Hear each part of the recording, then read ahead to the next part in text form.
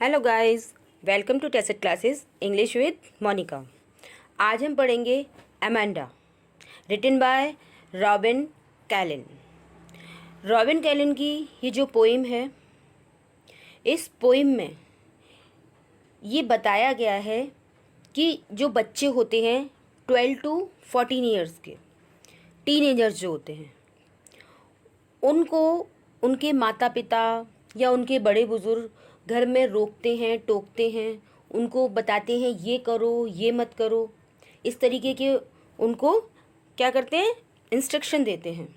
तो वो जो बच्चे हैं वो ये सोचते हैं कि ये लोग हमको क्या कर रहे हैं, हमको कंट्रोल करने की कोशिश कर रहे हैं, हमारी फ्रीडम को कर्टेल कर रहे हैं।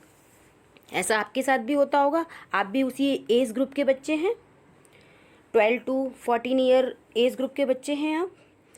तो एक्चुअली में होता क्या है कि आपके जो पेरेंट्स हैं या जो भी हैं आपके घर के बड़े बुजुर्ग, वो क्या चाहते हैं, वो ये चाहते हैं कि आप फ्यूचर में एक गुड सिटीज़न बने। इसलिए वो आपसे कहते हैं कि आप किस तरीके से उठना बैठना बोलना, ठीक है ना, कई तरीके से आपको वो इंस्ट्रक्ट करते रहते हैं कि आप ऐसा करो, ऐसा मत करो, ये अच्छा है, ये बुरा है, ठीक है। तो ऐसा ही आपकी इस अमेंडा पोएम में हुआ है। अमेंडा में क्या है कि उसकी माँ है, वो उसको रोकती है, टोकती है, उससे कहती है अमेंडा ऐसा करो, ऐसा मत करो, ऐसा नहीं करना चाहिए, ऐसा करना चाहिए।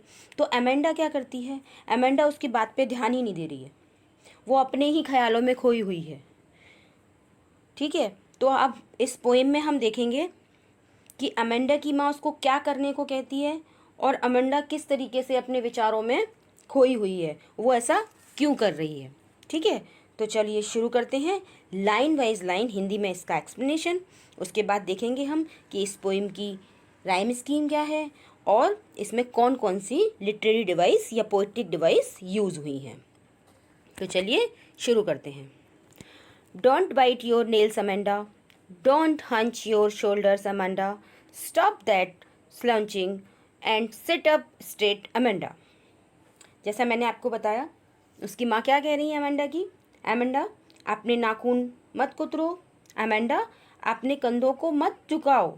ऐसे हंच मीन्स होता है कि ऐसे कंधों को बार बार उचकाना या कंधे झुका के बैठना, ऐसा नहीं करो, ठीक है। और स्लॉन्चिंग मीन्स क्या होता है, बुरे तरीके से बैठना, जैसे आपने कुर्सी पर पसर के बैठ जाते हो, तो इस तरीके से नहीं बैठना है। तो उसकी माँ उसको मना कर रही है। और स्ट्रेट क्या है, बिल्कुल सीधा स्ट्रेट बैठना, ये गुड पोस्चर होता है। तो उसकी माँ उसको रोक रही हैं, टोक रही हैं, बता रही हैं, तो किस लिए कि देखिए, नेल बाइट करना क्या है, एक बैड हैबिट है, इसलिए वो अमेंडा को मना कर रही हैं। और इसी तरीके से बहुत लेज़ी होके बैठना, गलत पोस्चर में बैठना, ये भी गलत है, कंधे उचकाना ये भी गलत है। तो वो क्या चाह रही हैं, वो बेसिकली ये चाह रही हैं कि इसको मैनर आए, है ना, मैनर और एटिकेट सीखे ये, इसलिए वो उसको टोक रही हैं। लेकिन अमेंडा को क्या लग रहा है, उसको बहुत बुरा लग रहा है। उसको क्या लग रहा है कि ये जो बार बार मुझे टोकती रहती हैं, पिन करती रहती हैं, तो ये चीज़ उसको अच्छी नहीं लग रही। तो वो बजाय अपनी माँ की बात पे ध्यान देने के, वो अपने अलग ही इमेजनरी वर्ल्ड में खो गई। और वो क्या सोचती है, वो कहती है There is a languid emerald sea where the sole inhabitant is me, a mermaid, drafting blissfully. उसने अपनी माँ की बात तो कोई सुनी ही नहीं, एक कान से सुनी दूसरे से निकाल दी। अब वो अपने ख्यालों में खोई हुई है और क्या सोच रही है, क्या इमेजिन कर रही है वो। देखो, लैंग्विड मीन्स क्या होता है, रिलैक्स, पीसफुल, शांति। एमरल्ड क्या है, एमरल्ड क्या है, ग्रीन, ग्रीन माने हरा। और सोल इनहेबिटेंट यानी लोन पर्सन लिविंग, कोई व्यक्ति जहाँ पर अकेला ही रहने वाला हो। और मरमिड क्या होती है, अ सी क्रिएचर, आप सब जानते हैं मरमिड जल परी जिसे कहते हैं। ड्राफ्टिंग बिसफुली मीन्स मूविंग स्लोली, शांति से चलने वाली। तो अब वो क्या इमेजिन कर रही है, वो ये इमेजिन कर रही है कि काश मैं एक मरमिड होती और शांत हरे समुद्र में बिल्कुल अकेली, और मैं पानी के लहरों के मूव के साथ धीरे धीरे ब्लिसफुली यानी आनंदपूर्वक मज़े से मैं वहाँ पर रहती, क्योंकि माता पिता का या उसकी माँ का इस तरीके से उसको बोलना, ये चीज़ें उसको अच्छी नहीं लग रही हैं, है ना। तो वो क्या कह रही है, मैं बिल्कुल एक मरमिट की तरह, जल परी की तरह बिल्कुल स्वतंत्र रहती, ठीक है, ऐसा वो उस समय सोच रही है। अब फिर से रियल वर्ड में आ जाते हैं। अब उसकी माँ आगे उससे फिर कहती हैं, क्या कहती हैं, did you finish your homework Amanda, did you tidy your room Amanda, I thought I told you to clean your shoes Amanda.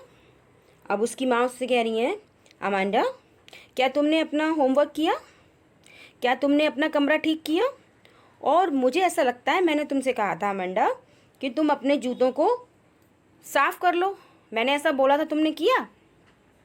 अब उसकी माँ उसे फिर से बोल रही हैं। अब उसने फिर से ध्यान नहीं दिया, अब वो फिर अपने ख्यालों में खो गई। अब वो क्या सोच रही है, I am an orphan roaming the street, I pattern soft dust with my hushed bare feet, the silence is golden, the freedom is sweet.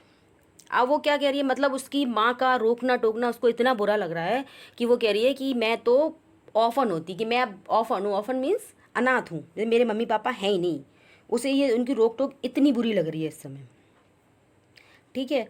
तो वो क्या कह रही है कि मैं एक ऑफन हूँ, अब मैं बिल्कुल अनाथ हूँ, कोई माता पिता नहीं है मेरे, और मैं रोमिंग कर रही हूँ स्ट्रीट में, यानी गलियों में अकेले घूम रही हूँ, और अपने बेयर फुट से, बेयर फुट मतलब नंगे पैरों से शांति से मज़े से क्या कर रही हूँ, वो जो मिट्टी है, डस्ट है ज़मीन पर, उस पर अपने पैटर्न बना रही हूँ। बच्चे नहीं करते हैं, नंगे पैर खड़े होते हैं ज़मीन पे, ऐसे पैर चलाते रहते हैं, तो पैर चलाने से क्या होता है, अगर मिट्टी है वहाँ पर तो पैटर्न बन जाते हैं, है ना। तो वो पैटर्न बना रही है वहाँ पे।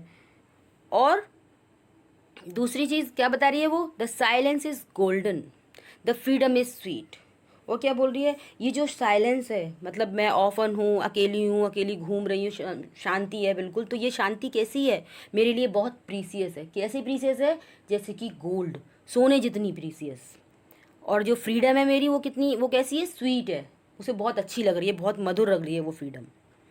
यानी उसकी माँ एक और तो कह रही है उससे कि मैंने आप तुमसे कहा था कि तुम अपने शूज़ क्लीन कर लो, कमरा साफ़ कर लो, और दूसरी ओर वो क्या सोच रही है कि मैं नंगे पैर होती और पैरों को वहाँ गंदा करती, इस तरीके से पैटर्न बनाती, वो इन सब ख्यालों में खोई हुई है। आगे देखते हैं, आगे फिर से रियल वर्ड में आ गए। अब उसकी माँ फिर उससे कुछ बोल रही है। माँ क्या कह रही है, don't eat the chocolate Amanda, remember you acne Amanda, will you please look at me when I am speaking to you Amanda. अब वो क्या बोल रही हैं, अमांडा चॉकलेट मत खाओ, तुम्हें याद नहीं है तुम्हारा एक्ने, एक्ने क्या होता है, मुहासा, है ना, पिंपल जो हो जाता है, कि तुम्हें याद नहीं है तुम्हारे चेहरे पे जो मुहासा है, जो पिंपल है, इसलिए चॉकलेट नहीं खाओ। क्या तुम मेरी तरफ देखोगी जब मैं आपसे बोल रही हूँ, है ना, will you please look at me when I am speaking to you Amanda. अब आपकी मम्मी आपको डांट रही हैं और आप उनकी तरफ नहीं देख रही हैं, तो उनको और गुस्सा आने लगता है, भाई मैं तुमसे कुछ कह रही हूँ, तुम कुछ समझा रही हो, तुम मेरी तरफ देख भी नहीं रही हो। तो ये चीज़ अमांडा भी कर रही थी, तो उसकी माँ को अच्छा नहीं लग रहा था, बुरा लग रहा था कि ये इस तरीके से व्यवहार क्यों कर रही है, क्योंकि वो बेचारी जो भी कुछ उसको कह रही थी, जो भी उसको समझा रही थी, उसके भले के लिए बोल रही थी ना, लेकिन उसको क्या लग रहा था, उसको ये सब बुरा लग रहा था कि कह क्यों रही है मेरे से। अब इसके बाद वो फिर से अपने इमेजिनरी वर्ड में चली जाती है। अब आगे वो क्या सोच रही है, आई एम रेपेंजल, मैं क्या हूँ, मैं रेपेंजल हूँ, ठीक है। I have not a care, मुझे कोई चिंता नहीं है। Life in a tower is tranquil and rare, I will certainly never let down my bright hair. अब वो बता रही हैं कि मैं रेपेंजल हूँ, वो अपने ख्यालों में खोई हुई अपने आप को रेपेंजल समझ रही है। अब मुझे कोई चिंता नहीं है। टावर में जीवन कैसा है, बहुत शांत है, और सबसे अलग है, विरला है, रेयर है, बिल्कुल अनकॉमन जिसे कहते हैं। ट्रैंक्विल मतलब पीसफुल है। आपने रेपेंजल की कहानी सुनी होगी। रेपेंजल क्या है, वो एक राजकुमारी है, उसके बहुत लंबे बाल होते हैं, वो एक विच होती है, उसे जाके टावर में कैप्चर कर लेती है, तो उसके इतने लंबे ब्यूटीफुल गोल्डन हेयर होते हैं कि वो टावर से नीचे तक आते हैं, तो उससे पकड़ के कोई भी ऊपर आ सकता है। एक फेरी टेल है ये, ठीक है। तो वो अपने आप को वही रेपेंजल समझ रही है। तो कह रही है कि मैं रेपेंजल हूँ, आई हैव नॉट केयर, मुझे कोई चिंता नहीं है।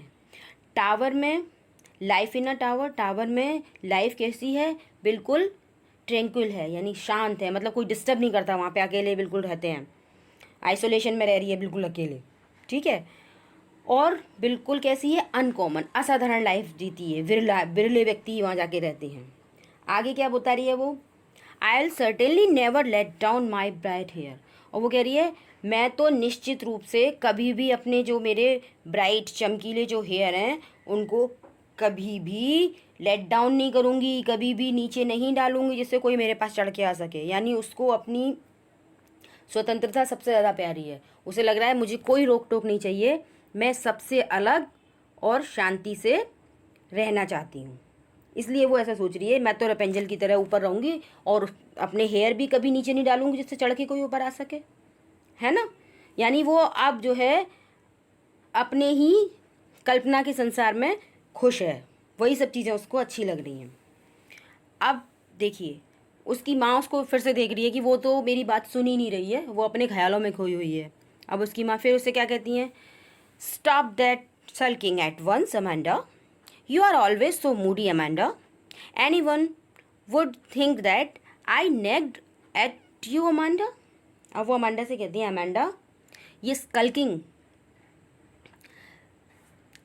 मीन्स क्या होता है, गेटिंग बैड टेम्पर, रूठना या चिड़चिड़ा होना। तो क्या कह रही हैं वो कि अमांडा रूठना एकदम बंद कर दो, एट वंस।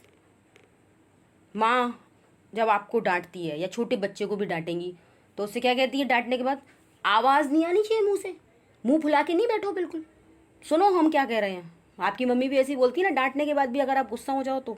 ऐसे उन्होंने अमांडा से कहा, क्या कहा, रूठना एकदम बंद करो अमांडा, तुम हमेशा मूडी हो अमांडा। कोई भी क्या सोचेगा कि मैंने तुम्हें क्या किया है, नेग किया है। नेग मीन्स तंग किया है, कि मतलब मैं एक अच्छी माँ नहीं हूँ, मैं अच्छी माँ नहीं हूँ, तुमको परेशान करती हूँ, ऐसा सोचेगा कोई भी तुम्हें इस तरीके से देख के, जिस तरीके से तुम बिहेव कर रही हो। अब देखो यहाँ पर एक आयरनी है, क्या है कि जब से हम देख रहे हैं, जब से पोएम शुरू हुई है, वो कुछ कुछ कुछ कुछ उससे कहे जा रही है, ऐसा मत करो, ऐसा करो, ऐसा करो, तुम्हें ये करना चाहिए, तुम्हें ये नहीं करना चाहिए, ऐसा भी बोल रही है। और लास्ट में क्या बोल रही है, लास्ट में ये बोल रही है कि कोई क्या सोचेगा कि मैं तुम्हें नेग कर रही हूँ, बड़ी अच्छी माँ नहीं हूँ मैं, है ना, इस तरीके से मैं आप तुम्हारे संग कर रही हूँ, तो इसलिए क्या करो, तुम अपना मूड ठीक कर लो, ऐसा वो उनसे कहना चाह रही हैं, ठीक है। तो ये जो पोएम हमने पढ़ी बच्चों, इसमें हमने क्या देखा, इसमें हमने ये देखा कि अमांडा जो है उसकी माँ उसको प्रिपेयर कर रही है, किसके लिए, उसको प्रिपेयर कर लिए सोसाइटी में अच्छे से जीवन जीने के लिए। In this poem Amanda's mother prepare her to be acceptable in the society by restricting her in many ways. ये चीज़ हमने देखी। तो ये तो हुआ बच्चों इसका लाइन टू लाइन एक्सप्लेनेशन। अब हम देखेंगे कि इसमें कौन सी पोएटिक डिवाइस यूज़ हुई है, इसमें क्या राइम स्कीम है, ठीक है, और हम देखेंगे कि बेसिकली इस पोएम का थीम क्या है। ओके, तो सबसे पहले बात करते हैं हम इसकी राइम स्कीम की। देखिए अमेंडा, हमने ए दे दिया, अमेंडा फिर से ए, स्ट्रेट अमेंडा जैसा नहीं है इसलिए बी, फिर से अमेंडा तो यहाँ ए, तो ए ए बी ए, ये इस स्टेंजा की राइम स्कीम हुई। अगला देखते हैं सी, सी जैसा कुछ था नहीं है तो हमने इसको दे दिया सी। मी, सी जैसा है, सी फुली सी, तो इसकी क्या हो गई सी सी सी। फिर से देखिए अमेंडा ए, शूज़, शूज़ जैसा कुछ नहीं था इसलिए हमने इसको दे दिया डी, तो ए डी, यहाँ फिर से अमेंडा तो फिर से ए। ओके, अब यहाँ देखिए स्ट्रीट, उसके जैसा कुछ नहीं तो ई, फीट सेम है तो ई, स्वीट उसके जैसा ही है तो फिर से ई, ठीक है, तो ई। अगले में देखिए अमेंडा ए, यू को हमने एफ दे दिया और एमेंडा फिर से ए, तो इसका क्या हो गया ए एफ ए, ये राइम स्कीम हुई। अगले स्टेंजा में देखते हैं, अगले में क्या है केयर, केयर का जी, रेयर फिर से जी दे दिया उसे और हेयर जी, तो इसकी क्या हो गई जी जी जी। आगे देखिए अमेंडा ए यू एच अमेंडा ए, तो राइम स्कीम क्या हुई इस पोइम की, राइम स्कीम देखिए हमने क्या कर दी A B A C A D E G A H. ये तो बच्चों मैंने आपको बताई पूरी पोएम की राइम स्कीम। यदि आपके एग्जाम में पूछा जाता है किसी एक स्टेंजा की, मान लीजिए आपसे इस वाले स्टेंजा की पूछी जाती है, तो आप शुरू किससे करेंगे, आप ए से ही शुरू करेंगे, ठीक है, आप ए से शुरू करेंगे तो ए ही बताएंगे इसकी। अगर आपसे ये वाला स्टेंजा पूछा जाता है या ये वाला पूछा जाता है तो कैसा ए बी ए, फिर आप ऐसे करेंगे। जब हम पूरी पोएम की निकालते हैं तो अल्फ़ाबेट हम आगे बढ़ाते जाते हैं, ठीक है। एक स्टेंजा की बनाएंगे तो हम ए से ही शुरू करेंगे, ठीक है। चलिए अब बात करते हैं इसकी लिटरेरी डिवाइसेस की। सबसे पहले देखिए, सबसे पहले हम क्या देखेंगे, इसमें हमें क्या दिखाई दे रहा है, सबसे पहले एनाफोरा। अब एनाफोरा कहाँ होता है कि repeated use of a word at start of 2 और मोर लाइन्स। अब देखिए यहाँ पर 2 लाइनों में एक ही वर्ड रिपीट हो रहा है, डोंट, तो यहाँ पर क्या है एनाफोरा है, ठीक है। अब उसके बाद देखिए यहाँ पर हमें एक और पोएटिक डिवाइस देखने को मिलती है एसोनेंस यूज़ ऑफ वॉबिल साउंड। ध्यान रखिएगा बच्चों, वॉबिल साउंड है ना, देखिए योर, शोल्डर्स, ओ लिखे होने से मतलब नहीं आपकी साउंड, ठीक है, वॉबिल साउंड रिपीट हो रही है यहाँ पर, तो यहाँ पर है एसोनेंस, ठीक है, क्लियर। अब हम बात करें अगर इसके एलिट्रेशन की, तो एलिट्रेशन कहाँ मिलेगा हमको, कैसे दिखाई दे रहा है हमें, इसमें एलिट्रेशन है कि यहाँ पर हमें एक ही लाइन में देखिए स्टॉप, स्लोचिंग, सिट अप, स्ट्रेट, सा वर्ड, एक ही लाइन में हमको ये वर्ड्स जो है दिखाई दे रहे हैं कंसेक्यूटिव, तो तब वहाँ एलिट्रेशन है, ठीक है। चलिए आगे बढ़ते हैं, आगे देखते हैं हम मेटाफर कैसे है। यहाँ पर मेटाफर होता क्या है कि मेटाफर जो है कंपैरिजन होता है किसी भी ऑब्जेक्ट का विदाउट यूजिंग वर्ड एज और लाइक, ओके।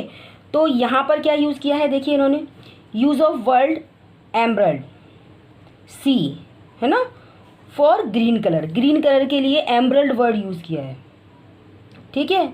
तो sea being like the colour of emerald, sea को कैसे बनाया एमरल्ड के कलर जैसा, इसलिए यहाँ पर क्या हो गया मेटाफर हो गया, क्लियर। अब देखते हैं आगे, अब ये क्या है एल्यूजन।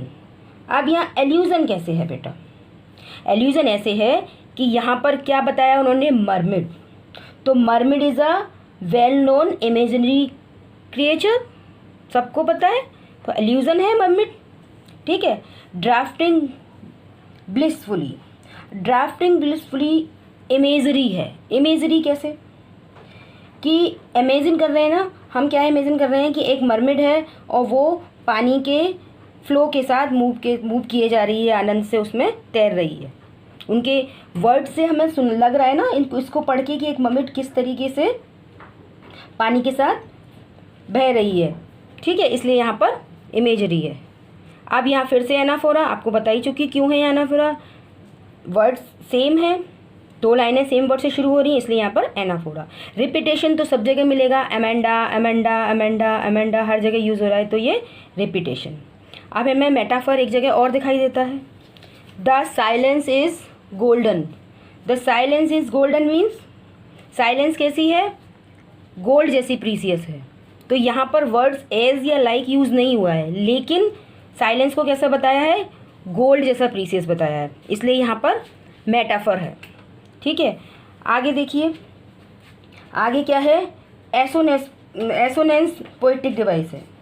अब एसोनेंस कैसे है, will you please look at me when I am speaking to you,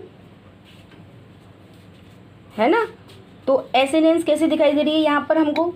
यहाँ पर हमको साउंड सुनाई दे रही है।